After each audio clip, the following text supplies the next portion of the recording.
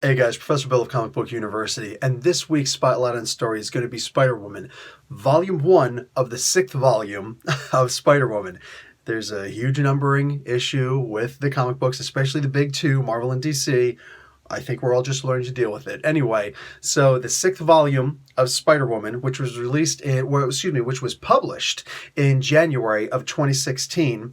It was actually released 2 months prior to that. This is the 6th volume, the 6th title called Spider-Woman, and we're going to be covering the first 5 issues, which is the first volume of this 6th volume. You see why there's so many issues? Anyway, this is actually a direct reflection of the previous volume, which had dropped exactly a year prior. It was published in January 2015 and released 2 months prior to that. Like, exactly. You know what I'm saying? So, interesting. And Dennis Hopeless was the writer on both of these stories, both of these volumes. Dennis was the writer, but we had Greg Land doing the first volume for the pencils. But then we're going to switch over to this particular one. And just for the sake of conversation, that 5th volume, that first issue, was actually that Milo Manara version, that variant cover that got so much traction in the world. There was a huge sexism question put in debate. Look, I've got an opinion, you've got an opinion, everybody's got an opinion. Thank you. Let's move on. It's a cover. It's someone drawing a picture of a woman. It's a guy drawing a picture of women. Is what it is.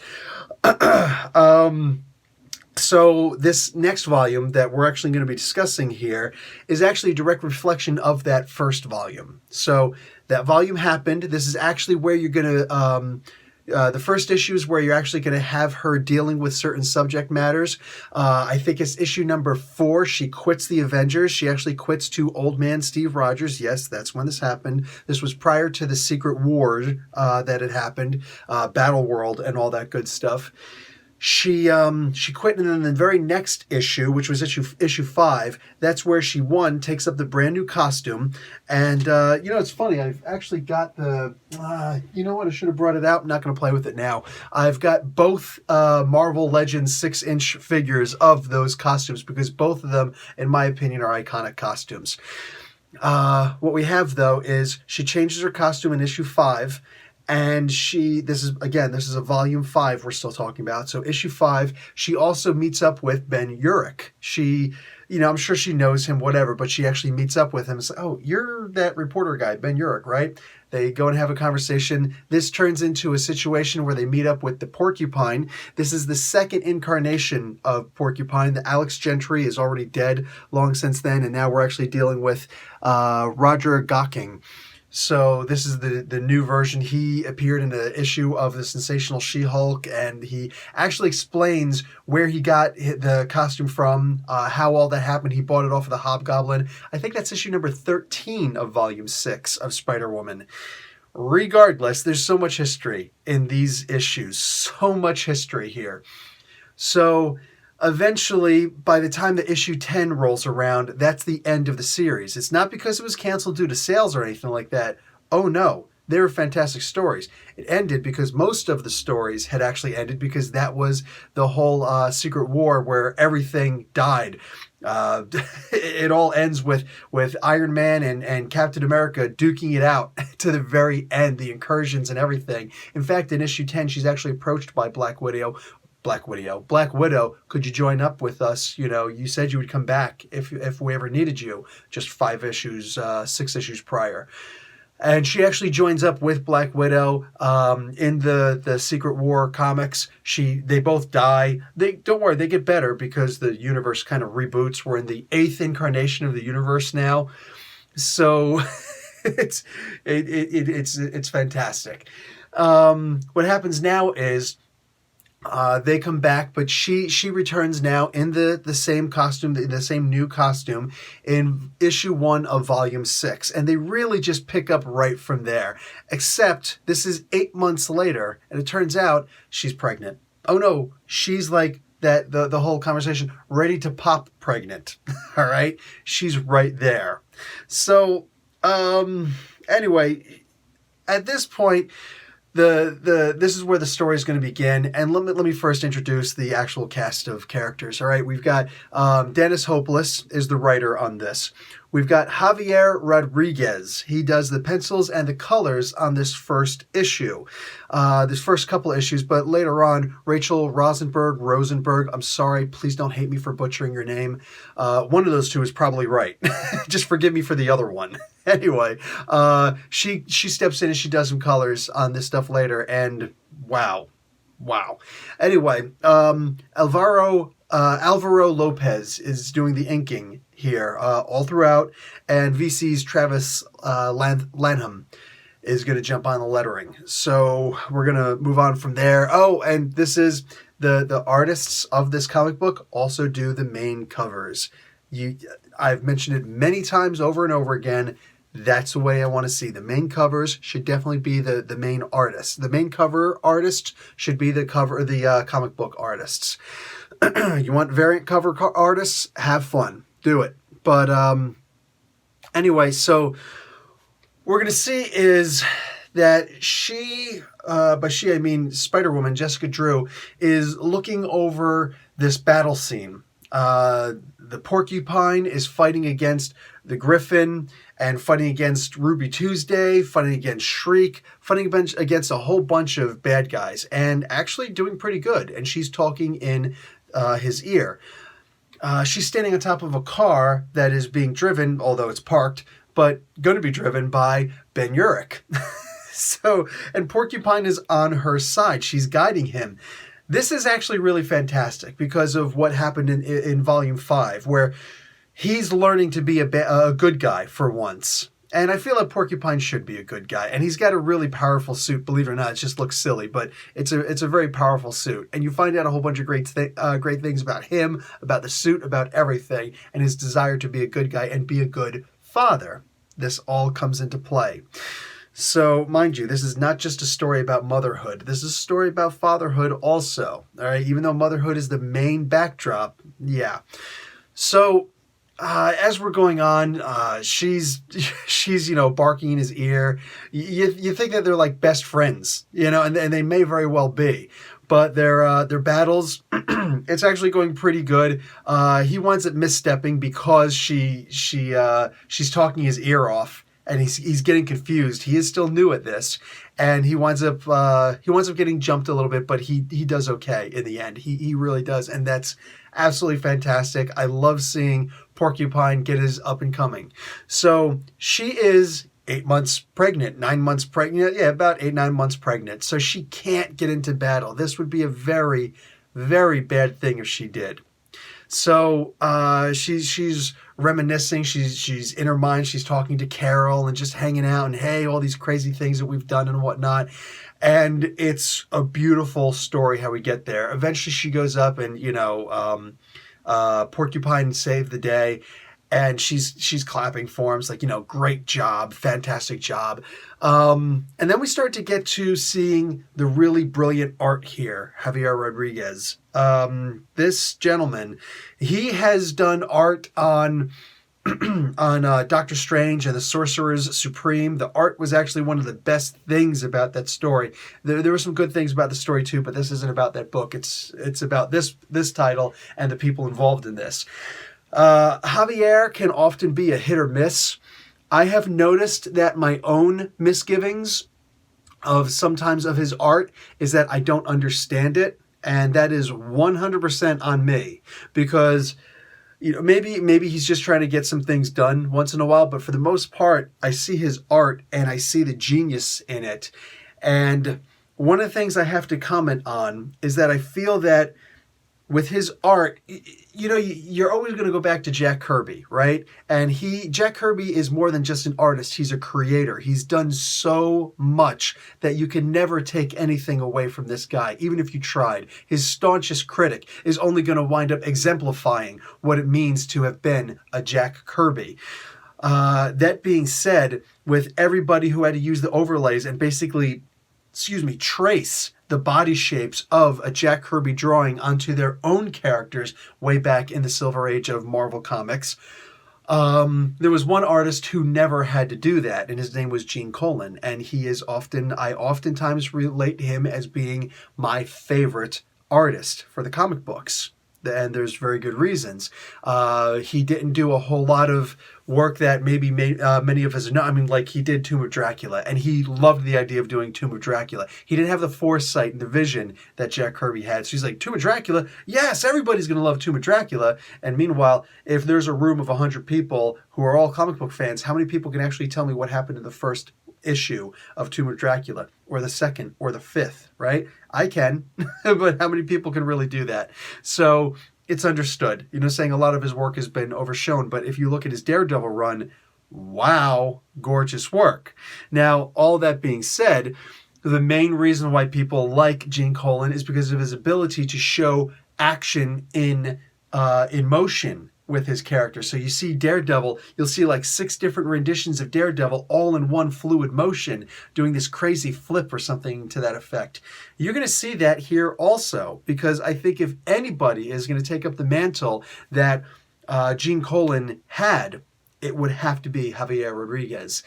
And this picture that you're looking at right now, this is one of the early examples of that. Not in motion, but this is a staple right here of what Javier Rodriguez does. If you look to the left, all the way in the background, meaning on the top, you'll see red dress Jessica Drew talking to Spider-Man in costume. Then you see them walking down the stairs. Then you see them getting refreshments. Then you see them right smack up close to the screen. That is, as if this were a camera. So you actually see them in all of these frames, and it is fluid, and it's genius. And if you had to go a step further, look to the right and see the exact same thing with Iron Man landing in front of Carol Danvers. Yeah, this is before Secret Wars 2, where they were at each other's throat and blowing each other up with missiles. All of them were Tony Starks, but they were all both blowing each other up with those missiles. And then walking down the stairs, getting hors d'oeuvres, and then also right up against the screen. This is amazing, and it's extremely hard to do. I know this because I've tried and failed miserably, but that being said, this was brilliant. You're going to see a whole bunch of A-Force characters in here. You're going to see a whole lot of Hawkeye in here. These guys are having their conversations, and it's funny. You see Carol Danvers. You get to see the relationship. One of the biggest girl relationships in the comic books is Jessica Jones, Jessica Drew, and Carol Danvers. And you don't get to see Jessica Jones in this, which is actually kind of sad, but it is what it is. It is what it is. You do, however, get to see Jessica Drew and Carol Danvers having a conversation with each other.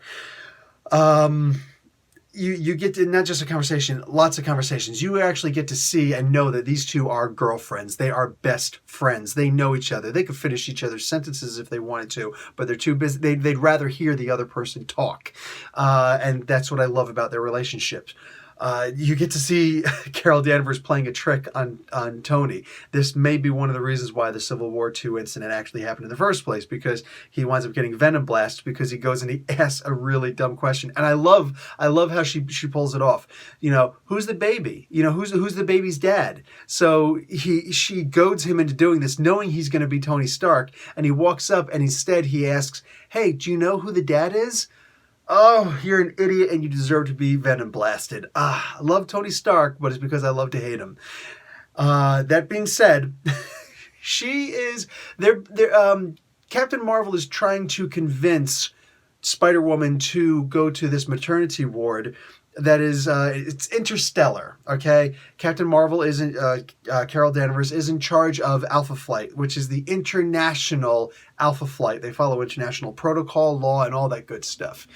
And when she finally decides to say yes, you get to this absurdly amazing panel. Now, the reason why this is great is this is another example of Javier's art. You also get to see his colors on this.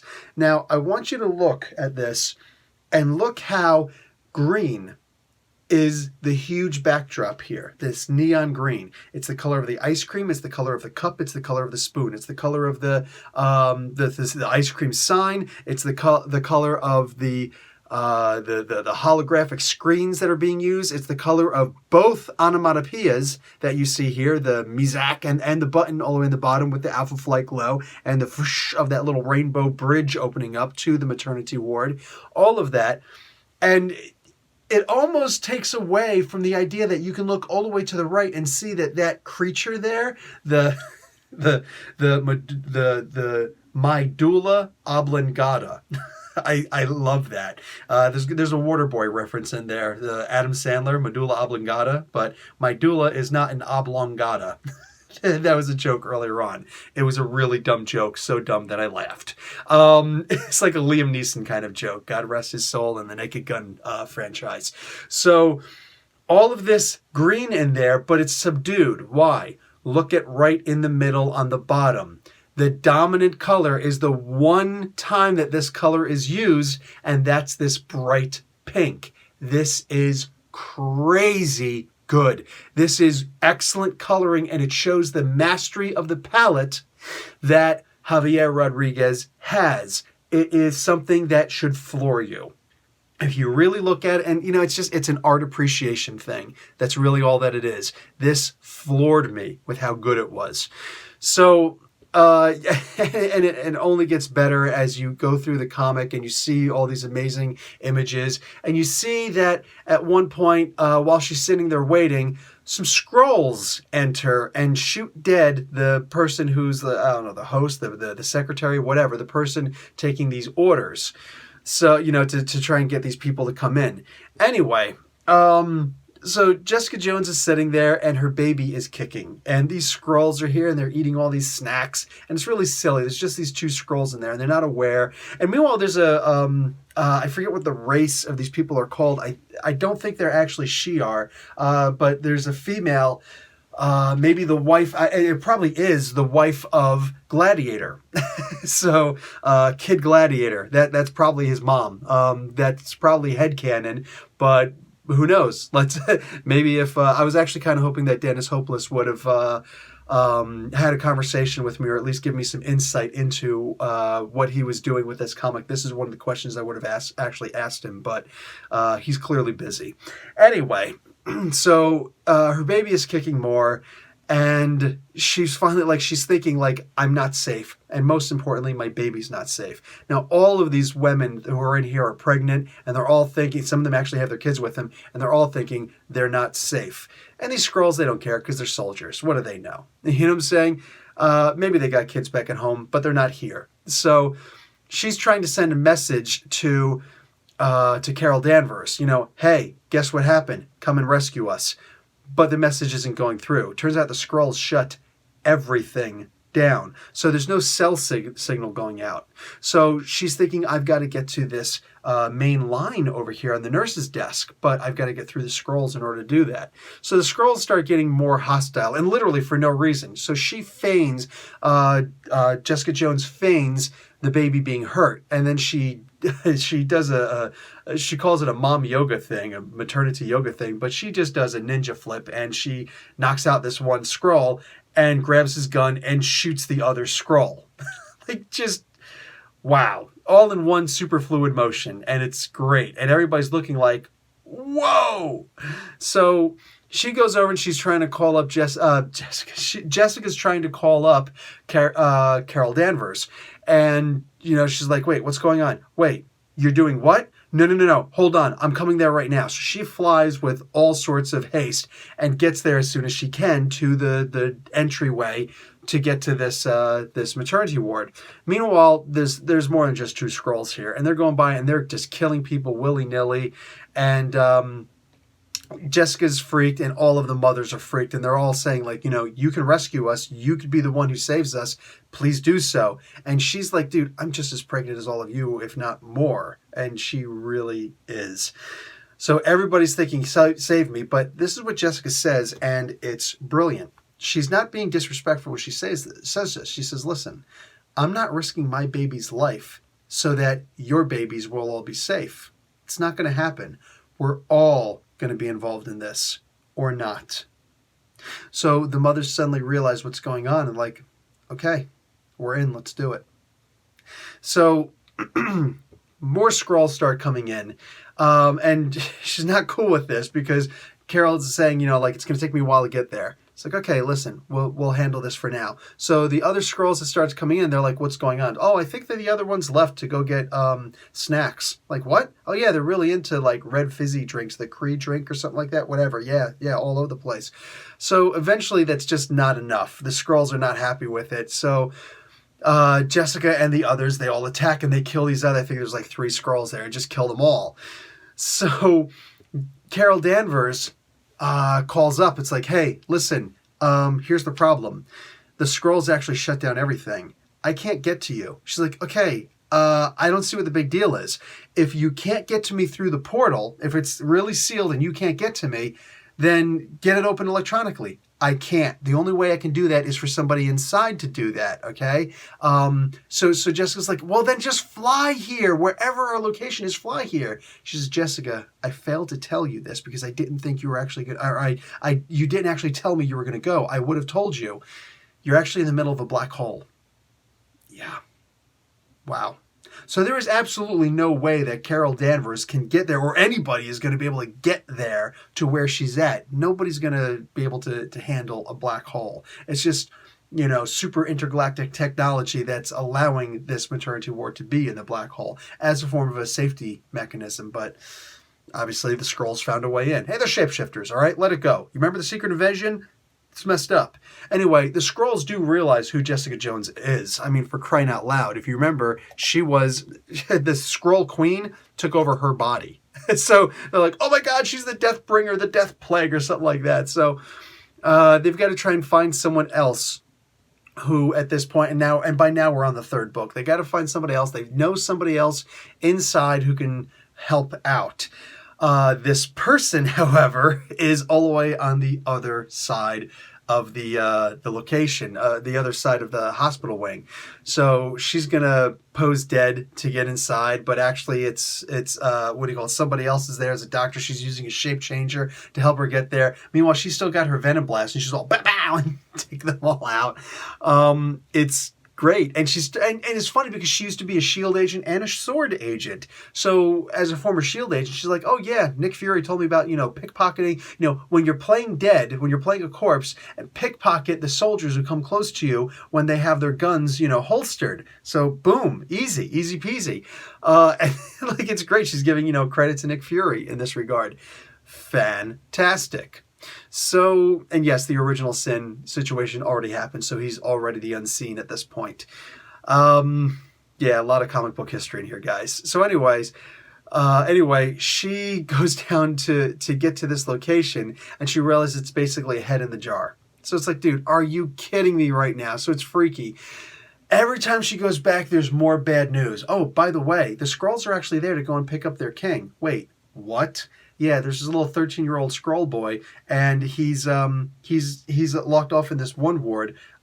Since I can't get in there, like, this guy's going to be doing this stuff. It's going to take 5 or 6 hours for him to be able to open these doors. Do you think that you can go and get the kid? And she's sitting there huffing and puffing and panting, and it's crazy. It's crazy, but she's got to go and do this. Now, you might be thinking, oh, this is some kind of a superwoman. Yeah, well, yeah, actually she is. She's Spider-Woman, hey. But more than that, no. She shows how she's in pain. She shows how she can barely stand at some points, and she's got the heavy, literally laborious breathing. She goes and she finds this Skrull kid, and he is the coolest kid in the world, and the biggest disappointment about this entire volume is that he doesn't stay with her.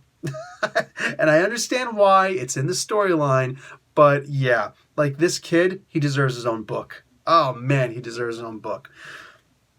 So these Skrulls are burning through these meter thick blast doors with their laser torch technology, and she's doing the best she can, but like, at one point her labor pains are so bad that she's ready to go against these guys, but the labor pains just drop her and she's floored. She can't press on. So getting onto the later books at this point, the kid actually has to come up with a plan to get this, like, hey, I'm actually your king technically, and I know you want to, like, either hold me hostage or kill me or do whatever, but hey, check it out. look, squirrel. And he's able to get them away. He's smart. He's smart. He's like, I recognize you. I'm a Skrull. We get Earth TV. I know who you are, Jessica Jones. The mother, the Queen Mother, represented, she was represented by you. So, all of those crazy stories that had happened, all of them, and people who are on peak hostilities here, just everybody's on like, a needle's edge here. At one point, this comic gets so intense because she is laying down, she's about to have the baby right now. And they're saying, listen, we actually need to give you a cesarean. Wow. Seriously? So she's laying down, she's getting a cesarean. Meanwhile, the blast doors to this operating room are being drilled through right now by the Skrulls. You want to talk about intense? This comic has it. This comic has it. So she's like, Captain Marvel can't do anything about this, and the kid, the Skrull kid, he's actually like, listen, I'm sorry, there's nothing you do, but I've got to go because we've got a situation right here. Okay, sorry. And Captain Marvel, like, you see the intensity in her. So basically, she's saying, listen, whatever epidural you used on me, I'm going to need some kind of a shot of adrenaline so I can go and fight these guys. Like, what are you talking about? It's like, well, you've got me numb right now. So I need an adrenaline shot or something so that I can get up and go and fight these guys because, we're all going to die otherwise. And my baby's about to be born, so I need to fight these guys. They're like, listen, we could just turn this, on and off. But the problem is if we turn it off, you're going to be in excruciating pain. She's like, yeah, listen, I'm a superhero. I can't have pain right now. I can't even think about pain. So don't worry about that. Turn it off so I can feel so that I can actually go and fight. If I'm numb and I can't stand, you know what I'm saying? So she's just like, I need to deal with this. And this is all that's on her mind as they're actually operating on her. And she's just got this stern look on her face. And all of a sudden she hears, wah! And her eyes just, and she comes back to reality. And it's amazing. It's amazing. She's now, all of a sudden, she's not worried about, that the drilling's still there. You still see the little Skrull kid. He's more busy. He's more busy. I'm a freaking English professor. I say more busy. Anyway, he's busier, looking at the Skrulls getting ready to come in. They're breaking down the door. Literally, right now, the door is being broken down. And he's, looking there. But she's too busy looking. Is that my kid? What's going on? Is it a boy? Is it a girl? Is it okay? The only thing she can focus on now is this. And it's gorgeous. So then they bring the kid. And she's like begging. But they bring the kid's like, yeah, he's perfectly fine. And she looks. She has her little cuddling moment. She needs that. Every mother needs that. If you had kids, you know what I'm talking about. Every single mother needs that. Once she gets that, she has a couple of seconds of that. She gives the kid up and says, okay, I got to get to action now. So everything now is just about maternal instincts, protecting her child, protecting what she's got, her nest. So that's a word that my wife uses all the time. It's like, nope, got to protect the nest. It's like, whoa, babe, I'm here to protect the nest. So, man, these Skrulls do not stand a chance. She comes flying out there and just takes out everybody. All of a sudden, she hears a ding on the elevator. She turns around. She's like, oh, more? Yeah, Mama can do this all day. And she's ready. And all of a sudden, Carol Danvers comes out. She's like, oh, thank God, because I was totally faking it. I can't even keep my eyes open. And she just like falls out right there. It's such a freaking heartwarming moment. At the same time, it's such a, oh my God, moment. Like, wow. So intense. Okay. So that's pretty much how, that's just about how that's going to end. It's basically, there's a little bit of, the back talk, like she's in the hospital ward now. Carol Danvers is in there with Jessica, and they're just talking. One's trying to apologize to the other's shutting the other up. And it's just, it's great. It's friends. And you can feel that they're actually friends, and it's great. And the cool thing about the entire rest of this, because we're talking about, what are we on right now? The 5th issue. Okay, so the final issue, I'm not giving you everything in the final issue because you really need to read this. But what I will say is, if you are a mother okay, and you're reading this, even if you're an aunt reading this, maybe you're a brother or somebody, your father, you're somebody who knows, okay, people who have kids, okay, or you've got your own. I think that you'll be able to relate to this easily. Look, if you're still a teenager or, you know, in your early to maybe even mid-20s, you got no kids on the horizon, no prospects for kids, nothing. This, honestly, I gotta be honest, this may not be the comic book for you. What I can say, though, is a lot of this could get you ready for the expectations of what comes with actually having a kid. Because this next issue is like the most miserable issue in the world. When she's sitting there and she's talking, you think that she's just breaking the fourth wall. It's like, whoa, is she going She-Hulk or Deadpool on us? Breaking the fourth wall, looking right at us, telling us how bad life is right now as a mother, as her clothes are like just hanging off her and milk all over the place, and she's hating life.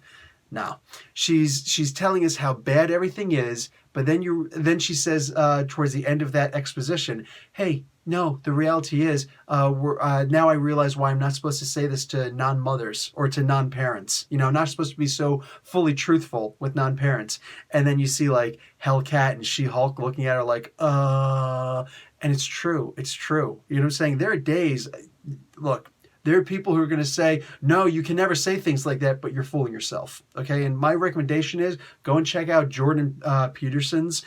You may hate Jordan Peterson, but his work in regards to raising kids is fantastic. Sorry, I have to put that out there.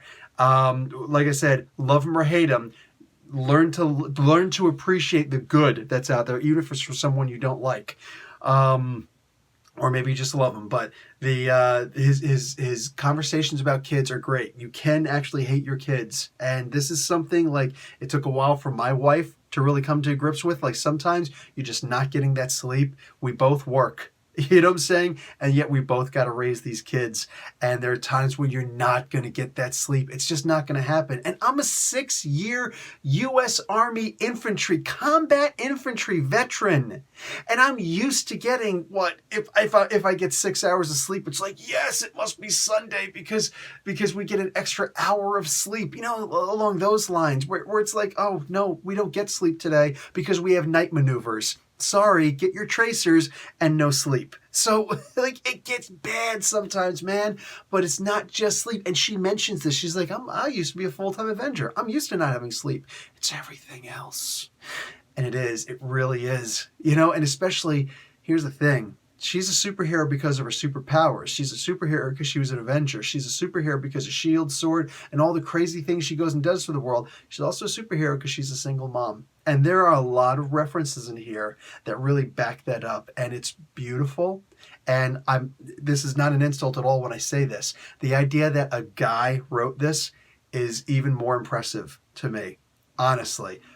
For Dennis Hopeless, he's a guy to have written this and to have really nailed this. Like, I'm sitting here, I read this once before. I read this when it first came out. With most comic books that I'm going to do a spotlight on story on, I'll usually skim through it really quick. Okay, get the talking points in my head. Okay, and then I'll shoot the video immediately with it fresh in my head. Not this one. I sat and I read all 5 issues again just because it was so good and I had to remember how good it was. You know what I'm saying? Plus, I only had 3 kids at the time when I read this, and there's another one here now, and just we're stopping.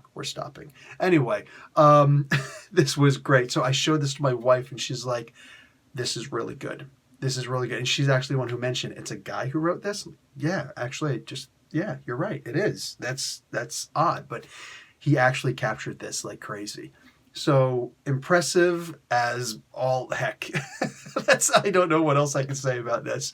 This was a fantastic story, and it continues after this. This actually continues with issue 6, and it goes on to, I think, issue 17, something to that effect. But it also goes over to the, the Spider-Woman Alpha. So this issue, after issue 5, this actually branches into 2 different directions, and then those can actually take you in other directions also, because there are other characters there where their timelines are actually intermingled with each other, and it's just brilliant. It's brilliant, all of it.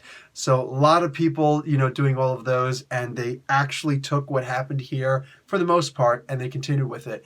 One of the biggest travesties is when you have a story that is epic in and of itself, but then it's barely touched on later on. And unfortunately, her having a kid is one of those little things where it's like, oh yeah, here's a little backdrop thing. And I think that this Spider-Woman having a kid, Jessica Drew having a child, is something that makes her more human, like Spider-Man having an aunt. To me, this makes her one of the best superhero stories out there, just in and of itself. Anyway, I'm not going to drag this on. This is an amazing volume. If nothing else, grab this. But if you want to see like the backstory, how Porcupine came along, because Porcupine is actually really important in issue 5 also. Issue 5 also tells you who the father is. Yeah, interesting. It leaves a lot open also. Anyway, you get to find all the stuff in the previous volumes also. There's only 10 issues of the previous volume.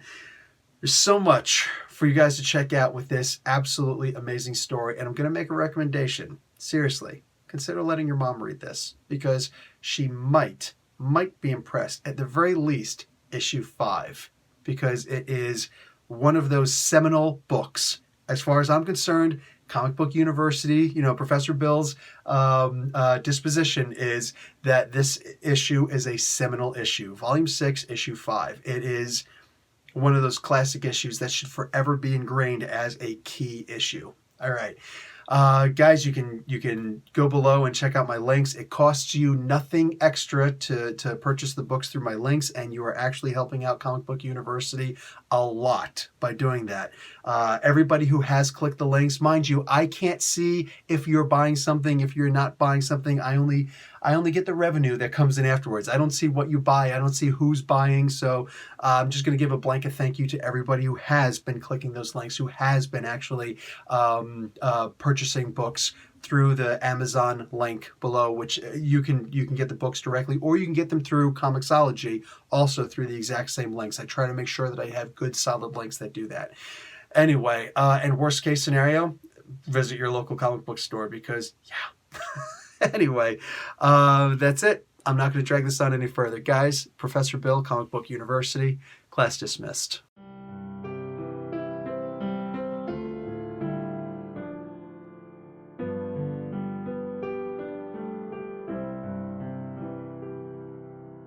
Hush, little baby.